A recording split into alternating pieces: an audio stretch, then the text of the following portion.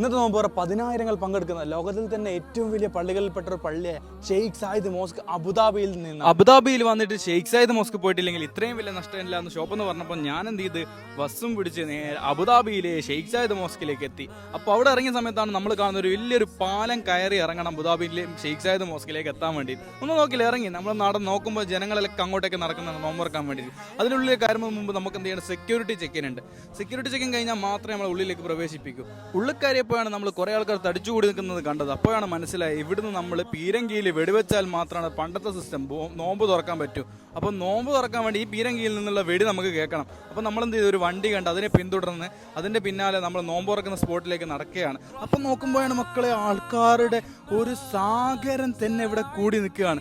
മാഷാ അല്ലാഹ്, അൽഹംദുലില്ലാഹ്, ഇത്രയും ജനങ്ങളെയാണ് ഇവിടുന്ന് ഒറ്റ ദിവസം നോമ്പ് തുറപ്പിക്കുന്നതെന്ന് പറഞ്ഞാൽ നമുക്കൊരിക്കലും വിശ്വസിക്കാൻ പറ്റില്ല. പക്ഷേ ഇത് വിശ്വസിക്കണം, ഇത് അബുദാബി.